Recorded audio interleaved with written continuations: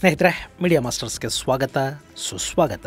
ಗೆಳೆಯರೆ, ಬಾಂಗ್ಲಾದೇಶ ಪಾಕಿಸ್ತಾನಕ್ಕೆ ತೀರಾ ಹತ್ರ ಆಗ್ತಾ ಇದೆ. ಅಲ್ಲಿನ ಸದ್ಯದ ಪರಿಸ್ಥಿತಿ, ಯುನಸ್ ಸರ್ಕಾರ ಜಮಾತ್ನ ಕೈಗೊಂಬೆ ಥರ ವರ್ತಿಸ್ತಾ ಇರೋದು, ಪಾಕಿಸ್ತಾನದಿಂದ ಸರಕು ತುಂಬಿದ ರಹಸ್ಯ ಹಡಗುಗಳು ಬಾಂಗ್ಲಾದೇಶವನ್ನು ತಲುಪ್ತಾ ಇರೋದು, ಬಾಂಗ್ಲಾದೇಶ ಪಾಕಿಗಳಿಗೆ ಸೆಕ್ಯೂರಿಟಿ ಚೆಕ್ ಇಲ್ಲದೆ ವೀಸಾ ಕೊಡೋದಕ್ಕೆ ಮುಂದಾಗ್ತಾ ಇರೋದು, ಪಾಕಿಸ್ತಾನ ಬಾಂಗ್ಲಾದೇಶಕ್ಕೆ ಆಯುಧಗಳನ್ನು ಸರಬರಾಜು ಮಾಡ್ತಾ ಇರೋದು, ಇದೆಲ್ಲದರ ನಡುವೆ ಪಾಕ್ ಸೇನೆ ಕೂಡ ಬಾಂಗ್ಲಾದೇಶಕ್ಕೆ ಬರುತ್ತೆ. ಇನ್ನು ಮುಂದೆ ಬಾಂಗ್ಲಾದೇಶಿ ಸೈನಿಕರಿಗೆ ಪಾಕಿಸ್ತಾನಿ ಸೇನೆ ತರಬೇತಿಯನ್ನು ಕೊಡುತ್ತೆ ಅನ್ನೋ ಥರದ ಸುದ್ದಿಗಳು ಸಾಕಷ್ಟು ಮಾಧ್ಯಮಗಳಲ್ಲಿ ಕಾಣಿಸ್ಕೊಳ್ತಾ ಇವೆ. ಹಾಗಾದ್ರೆ ಬಾಂಗ್ಲಾದೇಶ ನಿಜಕ್ಕೂ ಪಾಕಿಸ್ತಾನವನ್ನು ಅಷ್ಟೊಂದು ಹತ್ತಿರ ಬಿಟ್ಕೊಳ್ತಾ ಇದೆಯಾ? ಸದ್ಯಕ್ಕೆ ಬಾಂಗ್ಲಾದೇಶದ ಪರಿಸ್ಥಿತಿ ಹೇಗಿದೆ? ಅಲ್ಲಿನ ಹಿಂದೂಗಳ ಮೇಲೆ ನರಮೇಧ, ಭಾರತ ವಿರೋಧಿ ಕೃತ್ಯಗಳು, ಭಾರತದ ಜೊತೆಗಿನ ಸಂಬಂಧಗಳನ್ನ ಕಡಿತ ಮಾಡ್ಕೊಳ್ತಾ ಇರೋದು, ಇದೆಲ್ಲದರ ನಡುವೆಯೂ ಭಾರತ ಬಾಂಗ್ಲಾದೇಶಕ್ಕೆ ಅನ್ನ ಹಾಕ್ತಾ ಇರೋದು ಯಾಕೆ? ಭಾರತ ಹಾವುಗಳಿಗೆ ಹಾಲೆರಿತಾ ಇದೆಯಾ? ಬನ್ನಿ ನೋಡೋಣ.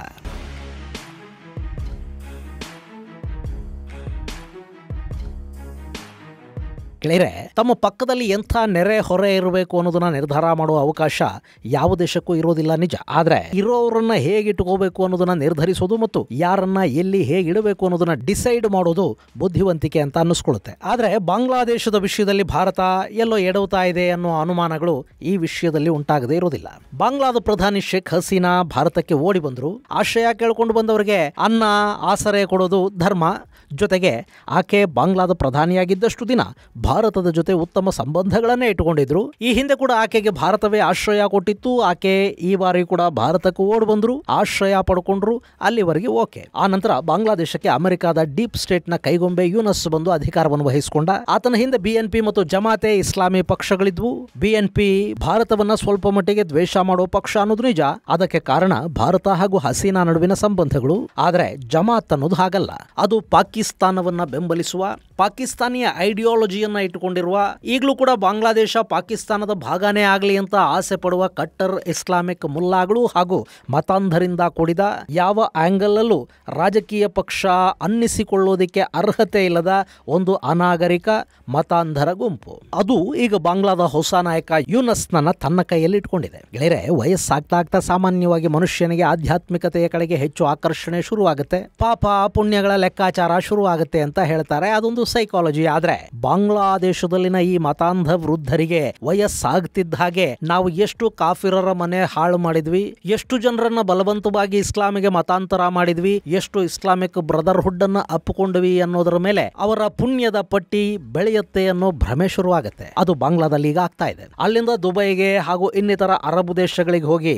ಸಾಕಷ್ಟು ಹಣ ಗಳಿಸಿ ಬಂದ ವೃದ್ಧ ಶ್ರೀಮಂತರಿದ್ದಾರೆ ನೋಡಿ, ಅವರೆಲ್ಲ ಮತಾಂಧರಂತೆ ವರ್ತಿಸ್ತಾ ಇದ್ದಾರೆ. ಬಾಂಗ್ಲಾದಲ್ಲಿ ಹಿಂದೂ, ಬೌದ್ಧ, ಕ್ರೈಸ್ತರಿಂದ ಇಸ್ಲಾಂ ಆತಂಕವನ್ನು ಎದುರಿಸ್ತಾ ಇದೆ ಅನ್ನೋ ಭ್ರಮೆಯನ್ನ ಅವರು ತಲೆಗೇರಿಸಿಕೊಂಡಿದ್ದಾರೆ. ಹೀಗಾಗಿ ಅಲ್ಲಿ ಅಲ್ಪಸಂಖ್ಯಾತರ ಮೇಲೆ ನಿರಂತರ ದಾಳಿಗಳಾಗ್ತಾ ಇವೆ. ಅಲ್ಪಸಂಖ್ಯಾತರೇ ಇಲ್ಲದ ಬಾಂಗ್ಲಾದೇಶವನ್ನ ನಿರ್ಮಾಣ ಮಾಡಬೇಕು, ಬಾಂಗ್ಲಾ ಅನ್ನೋದು ಬರೀ ಮುಸ್ಲಿಮರಿಂದಲೇ ತುಂಬಿರಬೇಕು ಅಂತ ಅವರು ಬಯಸ್ತಾ ಇದ್ದಾರೆ. ಮೊನ್ನೆ ಕ್ರಿಸ್ಮಸ್ ದಿನ ಕೂಡ ಕ್ರೈಸ್ತರ ಮನೆಗಳಿಗೆ ಬೆಂಕಿ ಹಚ್ಚಲಾಗಿದೆ. ಅಲ್ಲಿನ ಗೂಂಡಾಗಳಿಗೆ ಅಲ್ಪಸಂಖ್ಯಾತರ ಮೇಲೆ ದೌರ್ಜನ್ಯ ಮಾಡೋದಕ್ಕೆ ಹಣ ಕೊಡ್ತಾ ಇರೋದು ಇದೇ ವೃದ್ಧ ಮತಾಂಧರು. ಅಂಥವರ ಪಟ್ಟಿಯಿಂದ ಈ ಯುನಸ್ ನನ್ನ ಹೊರಗಿಡೋದಕ್ಕೆ ಕೂಡ ಸಾಧ್ಯವಾಗುವುದಿಲ್ಲ. ಯುನಸ್ ಸುತ್ತ ಈಗ ಜಮಾತೆ ಇಸ್ಲಾಮಿ ಗುಂಪು ಸೇರಿಕೊಂಡಿದೆ. ಅಲ್ಲಿ ಅಲ್ಪಸಂಖ್ಯಾತರ ಮೇಲೆ ದೌರ್ಜನ್ಯಗಳು ಹೆಚ್ಚಾಗ್ತಾ ಇವೆ. ಜೊತೆಗೆ ಪಾಕಿಸ್ತಾನದ ಮೇಲಿನ ಪ್ರೀತಿ ಕೂಡ ಅವರಿಗೆ ತೀವ್ರವಾಗ್ತಾ ಹೋಗ್ತಾ ಇದೆ.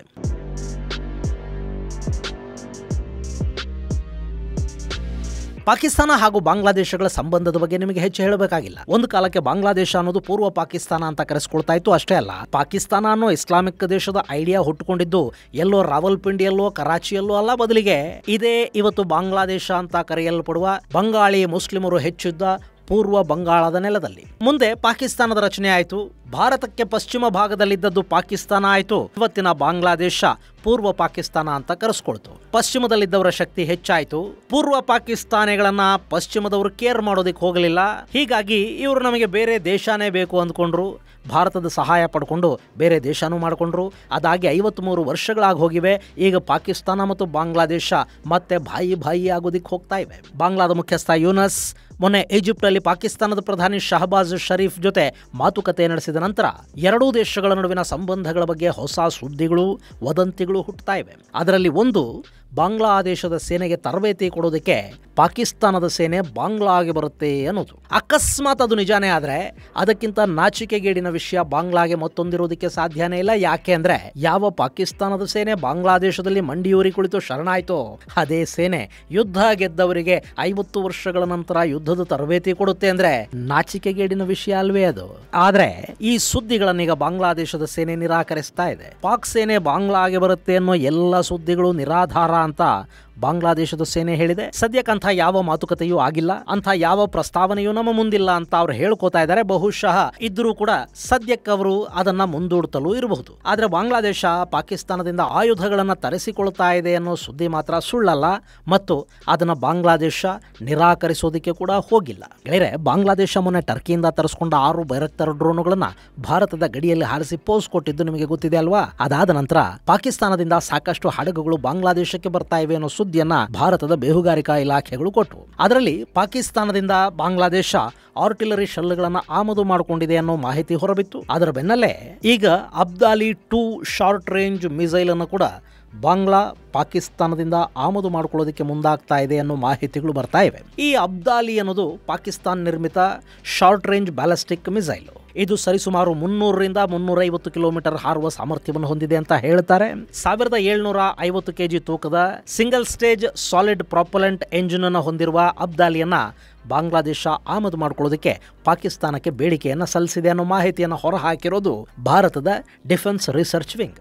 ಇನ್ನು ಇದು TEL ಅಂದ್ರೆ ಮೊಬೈಲ್ ಟ್ರಾನ್ಸ್ಪೋರ್ಟರ್ ಎರೆಕ್ಟರ್ ಲಾಂಚರ್ ವೆಹಿಕಲ್ ಅನ್ನು ಹೊಂದಿರುತ್ತೆ. ಈ ಅಬ್ದಾಲಿಯನ್ನು ಬಾಂಗ್ಲಾದೇಶದಲ್ಲಿ ಇಟ್ಕೊಂಡ್ರೆ ಭಾರತದ ಈಶಾನ್ಯ ಭಾಗಗಳು ಹಾಗೂ ಕೋಲ್ಕತಾ ಭಾಗವನ್ನ ಟಾರ್ಗೆಟ್ ಮಾಡ್ಕೊಳ್ಳೋದು ಸುಲಭ ಆಗುತ್ತೆ ಅಂತ ಬಾಂಗ್ಲಾದೇಶ ಭಾವಿಸ್ತಾ ಇದೆ. ಜೊತೆಗೆ ಇವರ ಇನ್ನೂ ಒಂದು ಗಡಿ ಅಂದ್ರೆ ಮ್ಯಾನ್ಮಾರ್ ಗಡಿ ಇದೆ ನೋಡಿ, ಅಲ್ಲಿ ಅರಾಕನ್ ಆರ್ಮಿಯ ಶಕ್ತಿ ಕೂಡ ಹೆಚ್ಚಾಗ್ತಾ ಇದೆ. ಅವರು ರೋಹಿಂಗ್ಯಾಗಳ ಜೊತೆ ಕೂಡ ಅಲ್ಲಿ ಹೋರಾಟವನ್ನ ಮಾಡ್ತಾ ಇದ್ದಾರೆ. ಈ ರೋಹಿಂಗ್ಯಾಗಳಿಗೆ ಬಾಂಗ್ಲಾದೇಶ ಆಶ್ರಯವನ್ನು ಕೊಟ್ಟಿದೆ. ಕೆಲ ರೋಹಿಂಗ್ಯಾ ಸಂಘಟನೆಗಳು ಬಾಂಗ್ಲಾದೇಶದಿಂದ ಅರಾಕನ್ ಆರ್ಮಿ ಪಡೆಗಳ ಮೇಲೆ ದಾಳಿ ಮಾಡುವ ಘಟನೆಗಳು ಕೂಡ ನಡೀತಾ ಇರುತ್ತವೆ. ಜೊತೆಗೆ ಈ ಅರಾಕನ್ ಆರ್ಮಿ ಇಲ್ಲಿನ ರಖೈನ್ ಪ್ರಾಂತವನ್ನ ಸಂಪೂರ್ಣವಾಗಿ ವಶಪಡಿಸಿಕೊಂಡ ನಂತರ ಸುಮಾರು 60,000ಕ್ಕೂ ಹೆಚ್ಚು ರೋಹಿಂಗ್ಯಾಗಳು ಬಾಂಗ್ಲಾದೇಶದ ಒಳಕ್ಕೆ ಓಡಿ ಬಂದಿದ್ದಾರೆ. ಬಾಂಗ್ಲಾದ ಪರಿಸ್ಥಿತಿ ಹೇಗಿದೆ ಅಂದ್ರೆ ಸದ್ಯಕ್ಕೆ ಅವರಿಗೆ ತಿನ್ನೋದಿಕ್ಕಿಲ್ಲ. ಹೀಗಿರುವಾಗ ಅಲ್ಲಿಗೆ 60,000 ಹೆಚ್ಚುವರಿ ರೋಹಿಂಗ್ಯಾಗಳು ಬೇರೆ ಬಂದಿದ್ದಾರೆ. ಅವರನ್ನ ವಾಪಸ್ ಮ್ಯಾನ್ಮಾರ್ಗೆ ಕಳುಹಿಸ್ತೀವಿ ಅಂತ ಬಾಂಗ್ಲಾ ಹೇಳುತ್ತೆ. ನಾವು ಬಿಟ್ಕೊಂಡ್ರೆ ತಾನೇ ನೀವು ಕಳುಹಿಸೋದು, ಯಾವ ರೋಹಿಂಗ್ಯಾನು ನಾವು ಒಳಗೆ ಬಿಟ್ಕೊಳ್ಳೋದಿಲ್ಲ ಅಂತ ಅರಾಕನ್ ಆರ್ಮಿ ಹೇಳ್ತಾ ಇದೆ. ಅಷ್ಟೇ ಅಲ್ಲ, ಅವರು ಬಾಂಗ್ಲಾದೇಶದ ಜೊತೆಗಿನ 271 ಕಿಲೋಮೀಟರ್ ಉದ್ದದ ಗಡಿಯನ್ನ ಮುಚ್ಚಿದ್ದಾರೆ.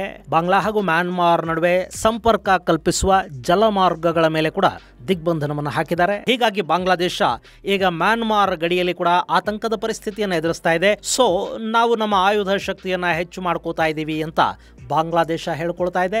ಆ ನಿಟ್ಟಲ್ಲಿ ಅವರು ಅಬ್ದಾಲಿಯನ್ನ ತರಿಸ್ಕೊಳ್ಳೋದಕ್ಕೆ ಹೋಗ್ತಾ ಇದ್ದಾರೆ. ಇನ್ನು ಇಲ್ಲಿ ಬಾಂಗ್ಲಾ ಮ್ಯಾನ್ಮಾರ್ ಗಡಿಯನ್ನ ಅರಾಕನ್ ಆರ್ಮಿ ಆಕ್ರಮಿಸಿಕೊಂಡು ಕೂತಿರೋದರ ಪರಿಣಾಮ ಮ್ಯಾನ್ಮಾರ್ನಿಂದ ಬಾಂಗ್ಲಾದೇಶ ತರಿಸ್ಕೊಳ್ತಾ ಇದ್ದ ಅಕ್ಕಿಯ ಮೇಲೆ ಉಂಟಾಗ್ತಾ ಇದೆ. ಈ ಬಾಂಗ್ಲಾದೇಶದಲ್ಲಿ ಯುನಸ್ ಸರ್ಕಾರ ರಚನೆ ಆಯ್ತಲ್ಲ, ಆ ಸಂದರ್ಭದಲ್ಲಿ ಮಳೆ ಹೆಚ್ಚಾಗಿ ಪ್ರವಾಹಗಳು ಬಂದವು. ಹೀಗಾಗಿ ಅಲ್ಲಿನ ಸುಮಾರು 1.5 ಮಿಲಿಯನ್ ಟನ್ನಷ್ಟು ಭತ್ತದ ಬೆಳೆ ನಾಶ ಆಯಿತು. 1.5 ಮಿಲಿಯನ್ ಟನ್ ಅಂದ್ರೆ 15 ಲಕ್ಷ ಟನ್ ಅಷ್ಟು ಭತ್ತ ರೈತರ ಕೈಗೆ ಬರಲಿಲ್ಲ. ಹೀಗಾಗಿ ಬಾಂಗ್ಲಾದೇಶದಲ್ಲಿ ಅಕ್ಕಿಗೆ ಬರ ಉಂಟಾಯಿತು. ಇಲ್ಲಿ ಎಷ್ಟೇ ಅಕ್ಕಿ ಬೆಳೆದ್ರೂ ಕೂಡ ಅವರಿಗದು ಸಾಕಾಗುವುದಿಲ್ಲ.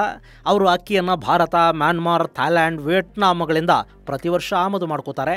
ಈ ಬಾರಿ ಅವರ ಭತ್ತ ಬೇರೆ ಕೈಗೆ ಬಂದಿಲ್ಲ, ಹೀಗಾಗಿ ಹೆಚ್ಚು ಡಿಮ್ಯಾಂಡ್ ಇದೆ. ಆದ್ರೆ ಮ್ಯಾನ್ಮಾರ್ ಗಡಿಯನ್ನ ಅರಾಕನ್ ಆರ್ಮಿ ಮುಚ್ಚಿರೋದ್ರಿಂದ ಅಲ್ಲಿಂದ ಬಾಂಗ್ಲಾಗೆ ಅಕ್ಕಿ ಬರ್ತಿಲ್ಲ. ಹೋಗ್ಲಿ, ಥೈಲ್ಯಾಂಡ್, ವಿಯೆಟ್ನಾಂಗಳಿಂದ ತರಿಸ್ಕೊಳ್ಳೋದನ್ನ ಮುಂದುವರಿಸೋಣ ಅಂದ್ರೆ ಅಲ್ಲಿಂದ ಬರೋ ಅಕ್ಕಿ ಕೂಡ ಹಿಂದೆಲ್ಲ ಮ್ಯಾನ್ಮಾರ್ ಮೂಲಕವೇ ಬರ್ತಾ ಇತ್ತು. ಈಗ ಮುಚ್ಚಲ್ಪಟ್ಟಿರೋದು ಅದೇ ಮಾರ್ಗ. ಹೀಗಾಗಿ ಬೇರೆ ದಾರಿಯಲ್ಲಿ ಸಮುದ್ರ ಮಾರ್ಗದ ಮೂಲಕ ಅಕ್ಕಿ ಬಾಂಗ್ಲಾದೇಶವನ್ನು ತಲುಪಬೇಕಿದೆ. ಅದನ್ನು ತರಿಸ್ಕೊಂಡ್ರು ಬಾಂಗ್ಲಾದೇಶದ ಬೇಡಿಕೆಗೆ ತಕ್ಕಷ್ಟು ಅಕ್ಕಿ ಅಲ್ಲಿಂದಲೂ ಬರೋದಿಲ್ಲ. ಹೀಗಾಗಿ ಬಾಂಗ್ಲಾಗೆ ಈಗ ಆಪದ್ ಬಾಂಧವ ಅನ್ನದಾತ ಭಾರತನೇ. ಭಾರತ ಅಕ್ಕಿ ಕೊಡದೇ ಇದ್ರೆ ಬಾಂಗ್ಲಾದೇಶದ ಜನ ಹಸಿವಿನಿಂದ ಸಾಯ್ತಾರೆ.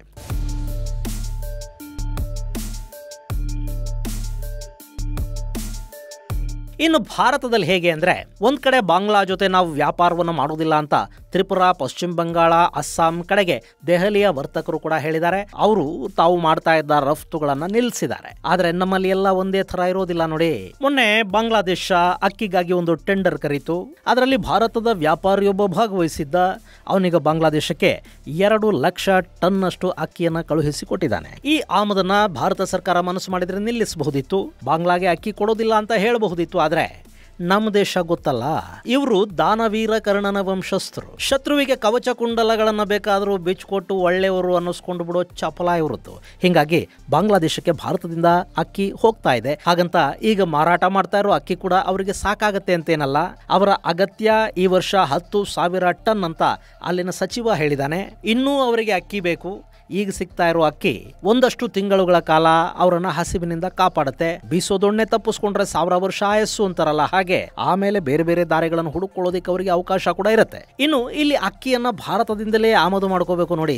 ಈ ಕಾರಣಕ್ಕೆ ಬಾಂಗ್ಲಾದೇಶ ಭಾರತದ ವಿಷಯದಲ್ಲಿ ಸ್ವಲ್ಪ ನೌಟಂಕಿ ಆಟವನ್ನ ಆಡ್ತಾ ಇದೆ. ನಾವು ಪಾಕಿಸ್ತಾನದಿಂದ ಯಾವ ಸೇನೆಯನ್ನು ಕರೆಸ್ಕೊಳ್ತಾ ಇಲ್ಲಪ್ಪ ಅಂತ ಬಾಂಗ್ಲಾದ ಯೂಟರ್ನ್ ಯುನಸ್ ಸರ್ಕಾರ ಹೇಳ್ಕೊಂಡಿದೆ. ಆದ್ರೆ ಹೊಟ್ಟೆ ತುಂಬಿದ ಮೇಲೆ ಇವರು ಮತ್ತೆ ಭಾರತದ ವಿರುದ್ಧ ಮಾಡುವ ಕೆಲಸವನ್ನ ಮಾಡೇ ಮಾಡ್ತಾರೆ. ಇನ್ನು ಭಾರತದ ನಿರ್ಧಾರಗಳು ಎಷ್ಟು ಬಲಹೀನವಾಗಿ ಕಾಣ್ತಾ ಇವೆ ಅಂದ್ರೆ, ಬಾಂಗ್ಲಾದೇಶ ಭಾರತದ ಜೊತೆ ಮಾಡಿಕೊಂಡಿದ್ದ ಇಂಟರ್ನೆಟ್ ಬ್ಯಾಂಡ್ವಿಡ್ತ್ ಖರೀದಿ ಒಪ್ಪಂದವನ್ನು ರದ್ದು ಮಾಡ್ಕೊಳ್ತಾ ಇದೆ. ಇದು ಪ್ರತಿ ವರ್ಷ ಭಾರತಕ್ಕೆ $40 ಮಿಲಿಯನ್ ವ್ಯಾಪಾರವನ್ನು ಕೊಡ್ತಾ ಇದ್ದು ಒಪ್ಪಂದ. ನಮ್ಮ ಏರ್ಟೆಲ್, ರಿಲಯನ್ಸ್, ಟಾಟಾ ಮುಂತಾದ ಒಂದಷ್ಟು ಸಂಸ್ಥೆಗಳು ಬಾಂಗ್ಲಾದೇಶಕ್ಕೆ ಪಶ್ಚಿಮ ಬಂಗಾಳದಿಂದ ಇಂಟರ್ನೆಟ್ ಬ್ರಾಡ್ಬ್ಯಾಂಡ್ ಸೇವೆಯನ್ನು ಒದಗಿಸ್ತಾ ಇದ್ವು. ಈಗ ನಾವು ಸಿಂಗಪುರದಿಂದ ಸಬ್ಮರಿನ್ ಕೇಬಲ್ ಮೂಲಕ ಇಂಟರ್ನೆಟ್ ಅನ್ನು ತರಿಸ್ಕೊಳ್ತೀವಿ. 50% ನಾವು ಆಮದು ಮಾಡ್ಕೊಳ್ತೀವಿ. ಇನ್ನು 50% ದೇಸಿ ಕಂಪನಿಗಳಿಂದಾನೇ ಖರೀದಿ ಮಾಡ್ತೀವಿ.